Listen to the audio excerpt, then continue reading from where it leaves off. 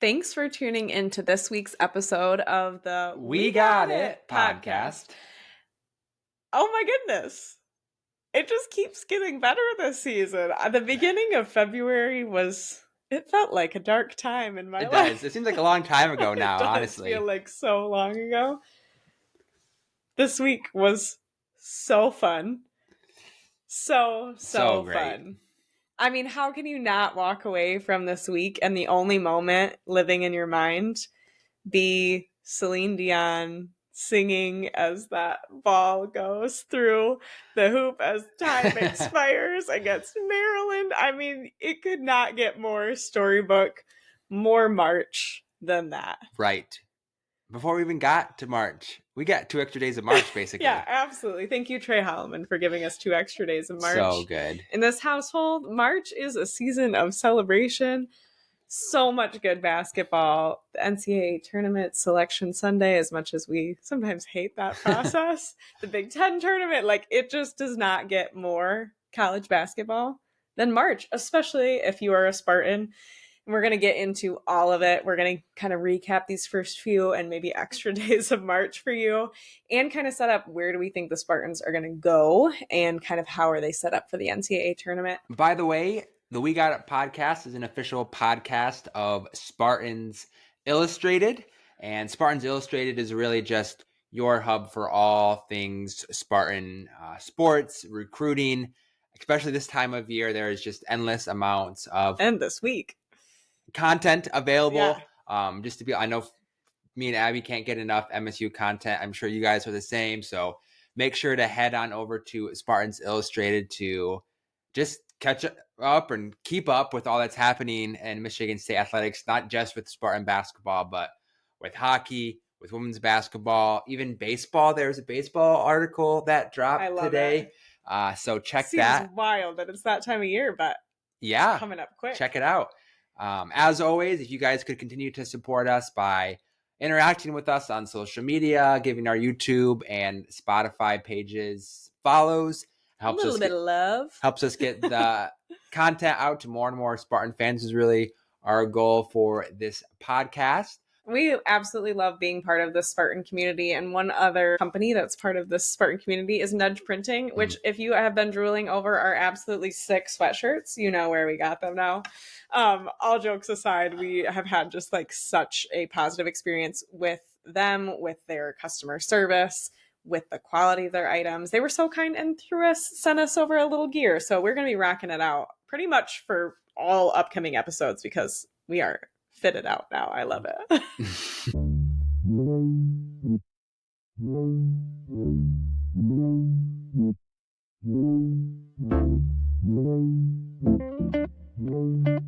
Welcome to the We Got It podcast, a Michigan State sports podcast for everyone.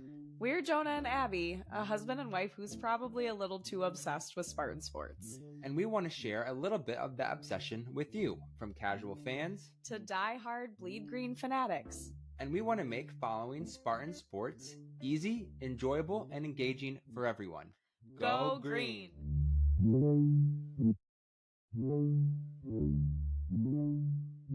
Where do we even begin with this episode, Abby? Obviously, we had 2 games this week for basketball, Maryland and Wisconsin.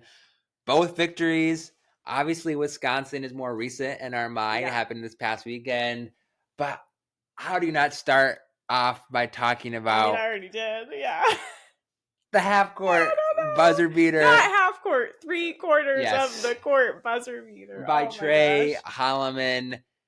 And really a roller coaster of a ride of a game. Absolutely. Yeah, it's officially March. It is officially March. All I can think of right now, honestly, is how the ghost of the number 5 and the sweatband is just going to be haunting Maryland for years to come. I mean, it happened with Cassius Winston. Granted, it was not a endgame buzzer beater, but a buzzer beater at halftime, 3/4 length of the court. Literally just the inverted shot, essentially, going to the opposite end of the court. And here they are again, seeing Cash's ghost in Trey Holloman. I mean, just there were so many things about that one moment that was just so spectacular. I mean, just the presence of mind of Kohler to be in the position for that rebound, for him to get it into Trey's hands so quickly. The fact that the Spartans are a team, and I don't know, maybe other teams do this, but the fact that the Spartans are a team who practice that before every game, like Tom said, he at first called it a lucky shot, and he's like, no, like that's not even a lucky shot. Like we earned that, we practiced that. Mm-hmm. And I think actually that's where I want to start is Tom Izzo's post-game comments from the Maryland game. We've talked about this before, how much Tom doesn't really give credit to himself, or sometimes even into like those close victories. Mm-hmm. Like a lot of times you expect him to come out and be like, we shouldn't be proud of our performance. Like we got things we have to fix. And I was quite honestly speechless when he came out and talked to that announcer and said, we deserve this. We earned this win. I'm not going to call it a lucky shot. We fought tooth and nail for every moment of that game. And I just was like, heck yeah, Tom. Yeah. I loved that because it really did feel like that, even though it was such a low scoring game, even though offensively, like, I think we shot like 26% from three, maybe only like low 30s from the field overall. Like, those boys worked their tails off every minute of that game. Yeah, and I think it's just a testament to just the ways that this team continues to find ways to win without shooting well. And the catalyst for that is just their defense has been absolutely lights out, especially in the second halves of games, especially in the final 5 minutes of the game. Maryland had quite a lot of field goals, but they didn't, or free throws, but down the last 4 minutes of the game, they didn't score one bucket. We've been saying this a lot. Happened in the Illinois game, happened in the Purdue game, happened in the Michigan game. It's happening week after week where these games are happening and Michigan State just absolutely shuts down these offenses down the stretch. And why do you think that is? Do you think it's truly that we want it more, or do you think the fact that we have so much depth is just that we're just wearing teams down, that they just cannot keep up the way that we can keep going in those last few minutes? I think it's a mixture of the both. Yeah. Honestly, I think it's Michigan State really when it's getting to crunch time, cranking it up that another gear. But I also think the depth is also a huge part of it because a lot of these teams are only running 8-7 guys, significant minutes, where Michigan State is spreading it out between 10 guys. So they are fresh throughout the whole entire game. And as those teams start to get tired, Michigan State just doesn't. They're able to keep that intensity late into the games. And it has just been absolutely dominance in the second half. Even going back really to that Oregon game. Yeah. Outside of the outlier in Indiana, really just dominating in second halves. I guess even against UCLA. Yes. A game they had to come back and retook the lead. It's just been a pattern this year. And I think even though Michigan State hasn't been able to shoot it consistently, the fact that they're still able to win now 5 straight games, 4 against ranked opponents, without really any great shooting performances, I just think it translates into March because this team has found numerous ways to win, led by numerous different players, led by a Hall of Fame coach. It's so fun. And it's not like it's just been facing like your cookie cutter offenses or defenses. I feel that we have seen things this season in the Big Ten that you haven't seen in a while. I mean, take Wisconsin, for example. This is something you and I were kind of getting in an argument over because you really appreciate Nate Oates' style of coaching down at Alabama. He's someone who really leans into like the metrics and the analytics of basketball and says, hey, the 3-ball wins games, and has really like led his team in that manner. And Wisconsin is a team that has also really leaned into that. They're excellent 3-point shooters. They are the best free throw shooting team ever. And we still beat them. We're going to get into all that. But I think all of that to say of just like, we have seen so many different things. And I don't think you really ever see much of a zone defense in the Big Ten in general. Yeah, usually you don't. And the fact that we have had to face it in so many different iterations and switching up within the game, like, it's making me feel more prepared for March in that we've had our weaknesses poked and prodded and tested in pretty much, it feels like, every way possible. And so it does make me feel a lot more, I'm not going to say cocky, but it makes me feel a lot more confident that we are going to be able to adjust to the things that are thrown at us in March, both in the Big Ten tournament, but also in the NCAA tournament. Totally. And I think, especially, when you win a game 58-55 on the road, Maryland had an incredible atmosphere in College Park, and you're led by your freshman, Jace Richardson, who, since he's been thrusted into the starting lineup, has just been on a whole nother level. He's now back-to-back Big Ten Freshman of the Week. And it's just, I continue to be surprised with how much I'm surprised by how this team continues to like blow past expectations. Yes. And we're not done yet. No. We have a lot of basketball left, and we're in a really good spot.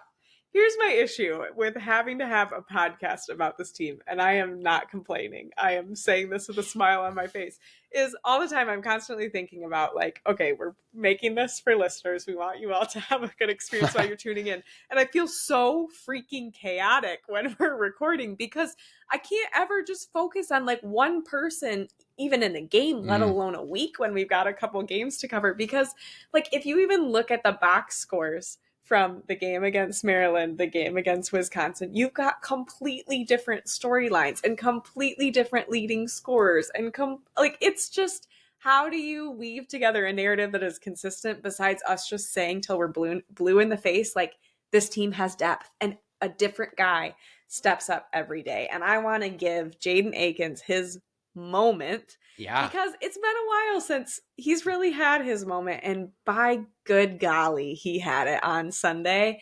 And I was just so elated for him. He has been, honestly, like, I think he's just gotten a lot of negativity and hate thrown his way, which I really don't like. He's always been my favorite player, but there were times where early February, like, I was... Yeah, you weren't very happy with him. Ticked. I was like, what are we doing? You're bobbling the ball everywhere. You're not showing up on defense. Like, I honestly don't really care about the field goal percentage from him. It's whatever.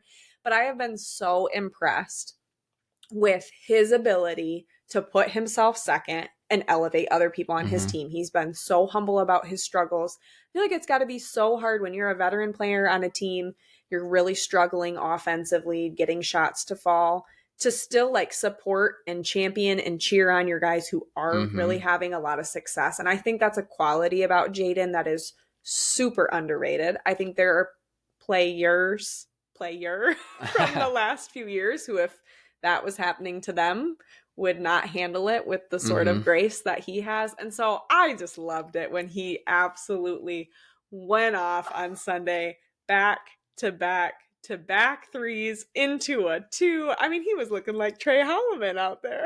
I know, it was an incredible sequence. And I know, like, nobody deserves that kind of stretch more than Jaden Akins. Because like you said, like, even though really the last maybe month or two, he's been really struggling offensively, he's never let that affect his defensive performances, where night in and night out, he's continuing to shut out opposing teams' best players and really take them out of the game.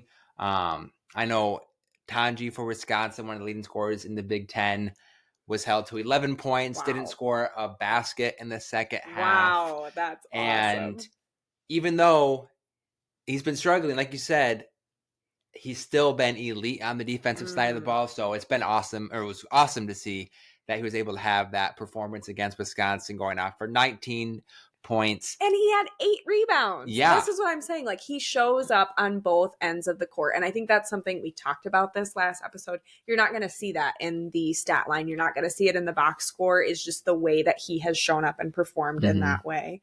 So all the laurels to Jaden Akins. I do want to venture, though, that yet again, I am agreeing with the Big Ten Freshman of the Year that Jace should be our player of the week, because he just was solid, if not explosive, across both games. And quite frankly, while Jaden had an incredible, team leading game against Wisconsin, I would argue that if Jace hadn't picked up those couple ticky-tacky fouls early in that game against Wisconsin, I think he finished with 11 points. But he only played roughly 20 minutes, which is about 15 minutes less than some of the games he's had lately. Yeah. I think he could have easily been the leading scorer in that game, especially just with his efficiency. I mean, you look at his second half, he had 8 points, 7 assists, 6 rebounds, Oh all my on the second gosh. half. Like, That's wild. just game-changing moments. Yes. And that steal that he had with just a few minutes, that was a game-changing moment. That felt like the moment of, like, put the nail in Wisconsin's coffin. And even though it wasn't always by him scoring, he just seemed to be that difference maker in the second half, making those game-changing throws. That drive and dish to Jackson Kohler for the and one. So beautiful. Like, he is blossoming into really that alpha that we've been kind of wanting all year. And maybe a little bit different than past alphas where maybe he's not even expecting that sentence. Blossoming into an alpha. Let's go. He doesn't have to be the leading scorer, but he's the guy that is making things happen for the Spartans. And as painfully as I'm going to say this, like, cherish the guys, because I think we are only probably a handful of games left in Jason's career as a Spartan, because he is playing himself into an NBA draft pick. Let's not go there. I don't want to go there.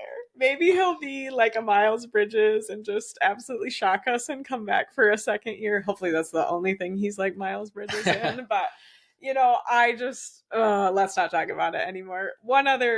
Actually, this is why I'm saying it's so chaotic. It's so hard to talk about anything, because just when I think we're wrapped up talking about somebody, I'm like, oh wait, this guy showed up in a massive way. But Jackson Kohler, holy moly, that kid. I'm just a broken record when it comes to him, because he does not stop. The kid does not give up, and he is underneath the basket getting those boards every single time. The kid had 16 rebounds and 10 points? 12 points against Wisconsin. 16. 7 of those were offensive boards. 2 of them were in the same possession. I just love that kid. Oh my and that gosh. honestly was a difference maker. Oh my gosh, in this game. And the fact, like, he's just always in position to grab the ball, make plays, get it out to his teammates, because to make plays. Because if it's not going to Jackson, it's going back to the offense in Wisconsin, who is a fantastic, 3-point shooting team. And you cannot allow them second chance points, especially when we're honestly, I wouldn't even say getting lucky, because we were defending the 3 ball outside from that first wide open 3 when we weren't able to get around the screen. We were defending the 3 ball phenomenally, but you don't want to give them any more opportunities than they're already getting. And so every time that Jackson is getting that board, that's 7 possessions that Wisconsin doesn't get the ball back. Right. And if you look at the box score, Michigan State shot the ball 71 times. If you get 71 field goal attempts out there is a very good chance that you are going to be winning this game, even if you're not shooting the best. Because the reality is the other team's probably not getting 71 shots up. No. Because Michigan State just continues There's just only so much time in the game. Yes. Rebounding. They out-rebounded Wisconsin by 11. They had 51 rebounds on the night. And no way. Yeah. 51 rebounds? Holy smokes. I love you. It helps that Wisconsin was laying bricks. Turnovers. Yes, that does really help. We also only had 9 turnovers. I also just really want to shout out Frankie Fiddler. Again, just had like a solid game against Wisconsin. I believe he had 6 rebounds, 9 points. But he just seems to always be exactly where he needs to be. I love his shot selection. He had a couple times, and this is where he continues, I think, to surprise me, or just my understanding of his game. And I think his understanding of his game has just shifted so much over the course of the season. Again, he came in, we thought he was going to be the 3-point saving grace that our team needed. And he had a couple opportunities to pull up and take the 3 ball, but he didn't, and instead chose to drive to the hoop. I think one time he was able to draw a foul going to the hoop. Like, he is just so smart about how he chooses to like make the most of his possessions with the ball. And I'm just continue to be impressed with him. And I think he's someone that other teams don't put enough respect on. Yeah. I mean, how do you? Right. You can only focus on so many players. You only have so much time to scout and prepare for a team. And when you have 10 guys from Michigan State who were all contributing, there's going to be guys where you don't game plan for, where you don't have a great scout on. And that just shows up week after week. You're seeing guys who maybe in January, who are at the bottom of our rotation, and Fiddler and Cooper. Yeah. Just playing fantastic these last couple Cooper weeks. too. This is what I mean. Like, he also had a phenomenal, incredibly solid game against Wisconsin. Just, again, showing up on both ends of the court. I feel like with this team, and maybe it's just because I've gotten so used to the last couple of years of just pulling my hair out of like, why are we not getting that rebound? Or why are you turning the ball over? Like, just to see the lack of mistakes and the hustle and drive and just like heart that is in this team. It's just like, this is old school Spartan basketball. Right. This is Tom Izzo basketball. And I love it with every fiber of my being. It's just so fun. Yeah, I mean, we could go on and on about especially these last 5 games. Now victories against Illinois, Purdue, Michigan, Maryland, and Wisconsin. And now that's a good lineup. Michigan State, with a win on Thursday, will clinch a share of a Big Ten championship. So no matter what happens against Michigan on Sunday, if we win Thursday, we've at least got a share of the Big Ten title. And we could potentially have an outright Big Ten title Thursday if Maryland beats Michigan on Wednesday as well. Which, whew, after that Illinois game on Sunday, things are not looking too hot for the Wolverines. Talk about getting embarrassed at home on senior day. Ooh. Yeah. Things you love to see. Another thing that we can just have been having. Just a great week if you're a Spartan, for sure. It's time for the We Got It halftime show now, and we're going to get things kicked off with a little update on the women's gymnastics team. They finished out their season taking home basically 3 W's in a quad match against Penn State, Iowa, and Washington this week. They really only got beat out this entire season by UCLA, who ended up taking home the Big Ten championship for the regular season, all because of that perfect 10 Jordan Giles routine. But man, can you imagine losing to anyone else? Like, those Spartan girls should be carrying their heads high. They've had a great season. Speaking of great seasons, moving over to the men's hockey team, heading into their last series of the regular season against Notre Dame. Kind of a couple rough last couple series for the Spartans, and had kind of lost their positioning on top of the Big Ten standings. And Minnesota had the lead by 2 points heading into this last weekend. Jeez, there was a lot riding on this. Michigan State had to basically outgain Minnesota by 2 points this weekend in order to get a share of the Big Ten title. And on Friday night, the Spartans beat Notre Dame, and Minnesota lost to Penn State in overtime. So they were tied heading into the last game of the season. Both the teams won on Saturday, so they shared the Big Ten championship. But because Michigan State took 10 out of 12 points versus Minnesota on the year, they are the 1 seed. They will host throughout the Big Ten tournament, have a bye, and looking to not only repeat as Big Ten regular season champions, but looking to repeat as Big Ten tournament champions as well. I absolutely love that for our hockey team. And they absolutely deserve it, especially with having, captain and veteran Rad Savage out for the last part of the season. It shows a lot for them to be able to rally and continue their dominance. And like you said, be able to have the opportunity to repeat both those titles this season. Absolutely phenomenal. Yeah, it runs through Munn Ice Arena. Yeah, fantastic.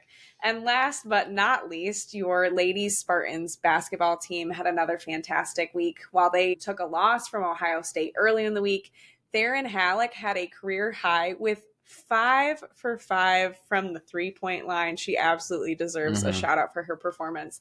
And then the women brought it home when it really mattered on senior day, unlike some other team this week against Minnesota. Really dominant. I think they won by almost 15 points or so. And just how satisfying to be able to give your seniors a win at home at the Breslin Center. It's such a special moment. We're so proud of them. And they kick off their Big Ten tournament this weekend. They play on Thursday this week. So definitely don't miss out.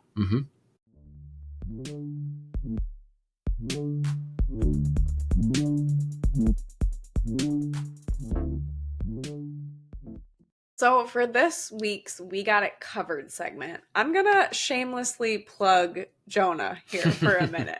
Because this man, ever since about mid-season, has been consistently updating an article. You can find it over on Spartans Illustrated that basically asks and answers the question, if the Selection Sunday, show were to happen today and the Spartans were to get seeded based on their current performance, where would they get seeded? And to be honest, I have read this article. It's a phenomenal article. But Jonah has poured so much time and attention into this that my brain can't always handle and consume and retain all of that information. So for my sake, as well as yours, we're going to kind of just go through and talk about, okay, we've got 2 games left in the season. We've got a pretty good idea of what we need to do to be able to at least get a share of that Big Ten regular season title. But what would seeding look like right now before the Big Ten tournament, before these last 2 games against Iowa and Michigan, to really kind of help you get a leg up on thinking about your bracket? Yes, that's going to be right around the corner. And yes, you should do a bracket this year. Have you not before? It's so much fun. If your work has a pool, if your family has a pool, if they don't start one, it just makes basketball in March so much more fun. Get a little bragging rights if you do well. But all that to say, let's start thinking about where this is going to be and actually what goes into the selection committee's decision making. Because to me, as a Spartan fan, again, I like to live with a little chip on my shoulder. We've quite frankly gotten screwed during some selection Sundays. And so this will help you know whether you feel rationalized in your like or dislike of whatever the selection committee says on Sunday in just a couple of weeks. So let's start with a bird's eye view. I know that there are a couple of factors in this sort of resume, as many people call it, that the selection committee considers not only to get into the tournament, but then to seed teams in the tournament. Start us off. What are the basic things that the selection committee is looking at? Yeah. So to start off, the selection committee has really 7 different metrics that they look at when comparing teams. Okay. And those are broken into 2 different categories. Okay. So you have basically what is called resume metrics. So rating systems that are basically rating your body of work so far on the season. Okay. And then you have what's called predictive metrics, which are basically predicting if these teams, especially too, because it's hard to kind of properly assess teams who have had rapid or different schedules and different conferences. So how are these teams face if they were to pair up against each other down the road? Okay. So you're essentially taking past versus future and blending those metrics to help you make a decision for where a team should stand when it comes to the NCAA tournament. Yeah, essentially. Okay. Before we kind of get started on those specifically, I think it's important to note, as when we're watching Michigan State, you obviously see that ranking next to their name on the scoreboard. That is their AP poll ranking, and the AP poll is not under part of the selection committee's evaluation. So it really doesn't matter. Doesn't matter. Okay. So if you think that Michigan State's overranked or underranked in the AP poll, none of that really matters when it comes to the selection committee. So if you're seeing somebody sit at a 6 in the AP poll, that does not mean that they're necessarily getting a 2 seed, right? Because if you think about it, there's going to be 4 1 seeds. So the 6th overall seed would be then a 2 seed. Doesn't necessarily mean that they're going to get that 2 seed spot, correct? Yeah, not necessarily. It might be a little confusing because if you look at Michigan State's current ranking in the AP poll, which is number 8, that kind of lines up with kind of where a lot of people see Michigan State landing on Selection Sunday, which is a 2 seed. So it could coincide, it could not. Basically, don't put all your eggs in the AP poll basket because it's not actually going into that resume or that predictive measure that the NCAA Selection Committee is looking at. Absolutely. Okay. We got that cleared up. So what do they look at? Yeah. So as far as the 7 metrics that they look at, they have the main one that probably most people know about is what's called the net rankings. Okay. Which is essentially the ranking system, like the AP, the selection committee's version of the AP poll. Okay. And Michigan State currently sits at number 11 on the net Ooh. rankings right now, which again, a lot of people would agree the net ranking is not a perfect system. No. There's a lot of things that are confusing about why teams are ranked as high as they are or as low as they are. For example, the first time we played Illinois, somehow Illinois went up on the rankings and we stayed the same or even went down on the rankings, even though we beat Illinois that week. There's been some instances of that this year, but that's not the only thing they look at. So yes, because that's flawed, there's other metrics that are brought in to kind of bring a complete picture and kind of look at as many angles as possible. If the net ranking term is kind of buzzing in your head, we have an episode, probably quite a few episodes back now. Mm-hmm. We'll try to link it in the comments where we kind of went through what do net rankings mean. And really the net rankings are important for those quad 1, quad 2, Mhm. quad 3, quad 4 classification of wins and losses. So if you have any questions about that, we'll try to link that episode down below. Yep. And so obviously the selection committee doesn't seed teams based off of their net rankings. So if you're ranked number 1, it doesn't necessarily mean you're going to be the number 1 overall seed. It's kind of used for comparing teams that are in a similar tier or competing for a similar seed, you know? So if you have 2 teams maybe fighting for a 3 seed, you kind of use the net rankings to compare how they perform in different quadrants. It's kind of a unbiased look at kind of how they've done over different levels of competition. Okay.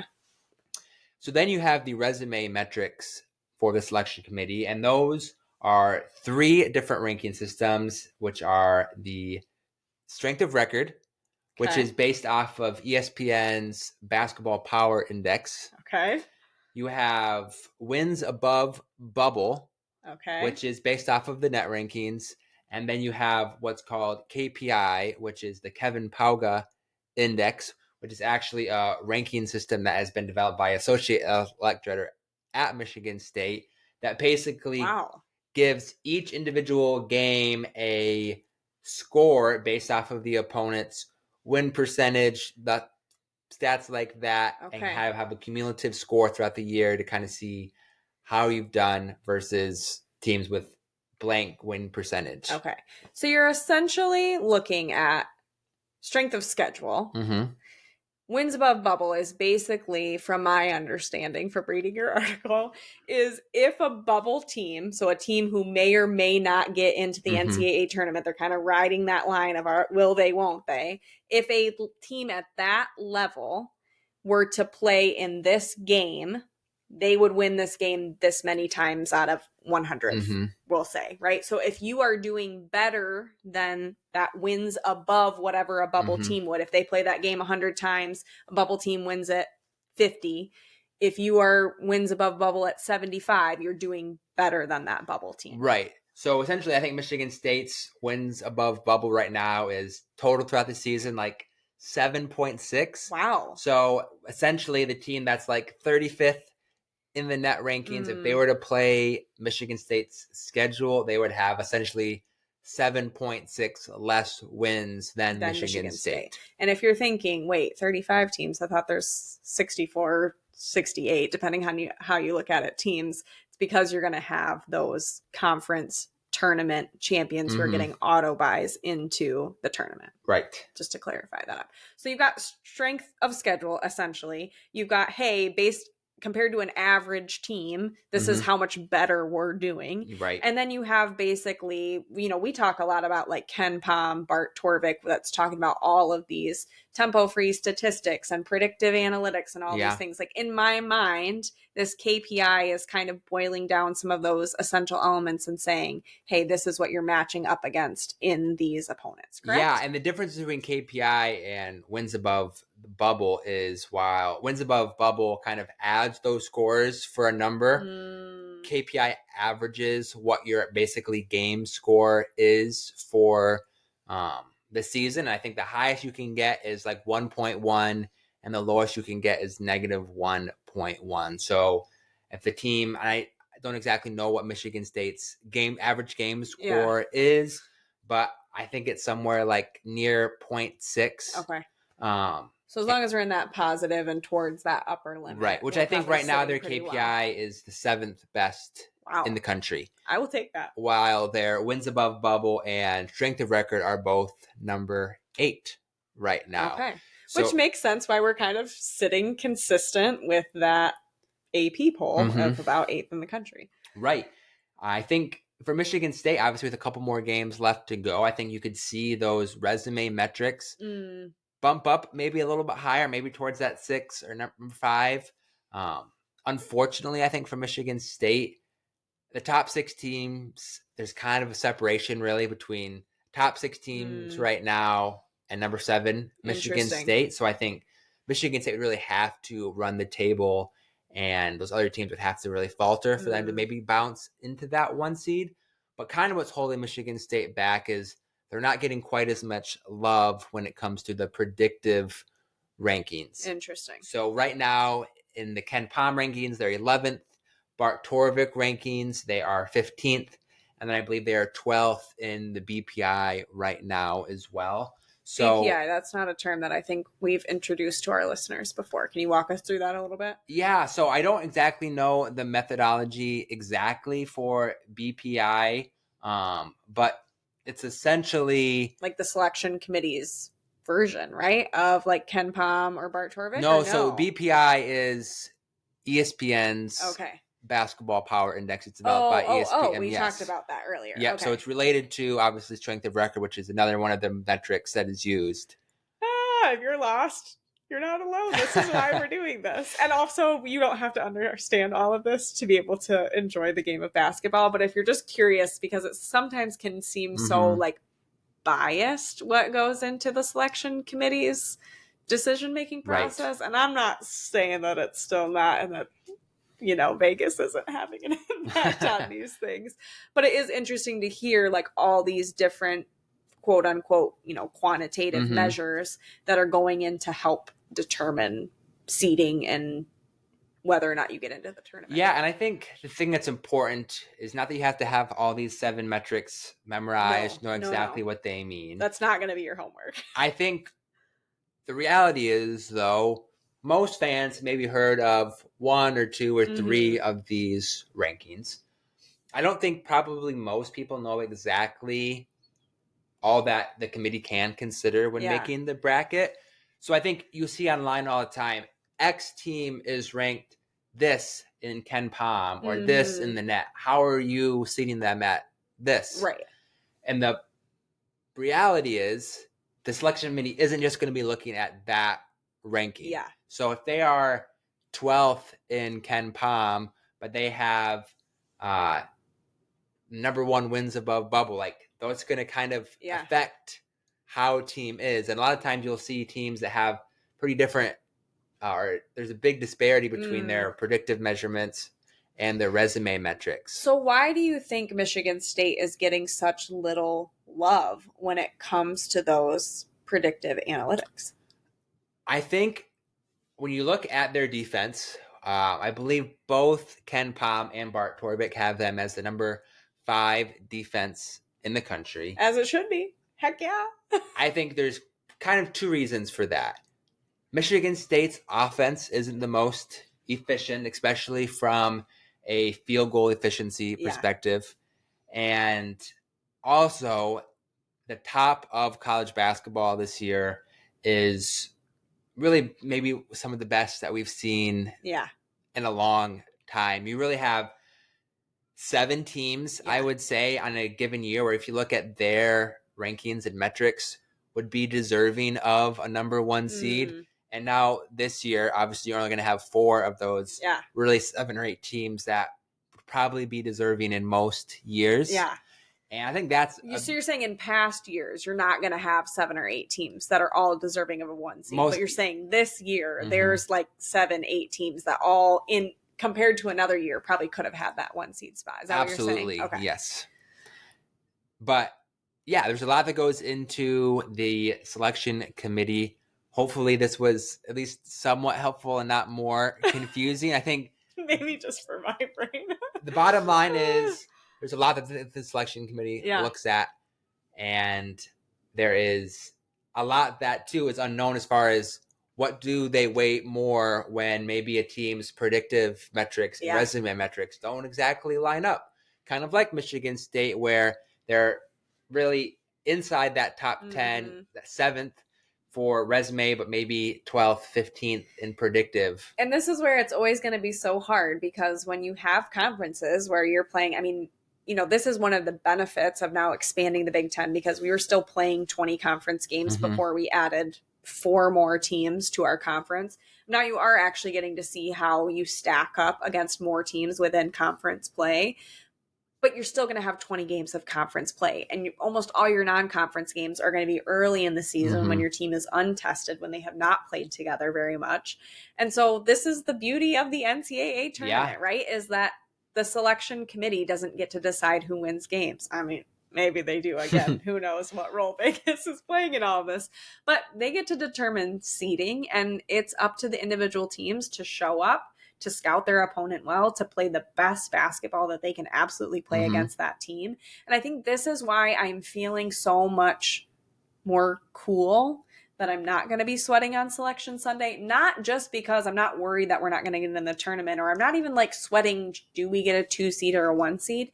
Because I think I'm not as worried about who we get matched up against because of so much of what we've seen this year. And I could be wrong. You could come back and throw this in my face. I really hope that doesn't happen. Obviously, like, the tournament is the tournament, and it's a single elimination, like all the money on the table sort of situation. But talking about this definitely gets me excited. I don't think that there's a world in which Michigan State actually ever fairly gets seeded during the Selection Sunday. So I just go into it feeling ready to be disappointed. And then, hey, if we actually get the 2 seed, or, I mean, I don't know, the 1 seed potentially, we'll see. I don't know. Like, who knows? We'll see what happens. Definitely. I'm excited about it. I love kind of just looking into where teams stand, kind of what needs to happen. This is the most excited about math I've ever seen you in your life. Hey, it's the only time of year where I'm excited about math. So, wow, that's reason enough to say go green, go white, go state.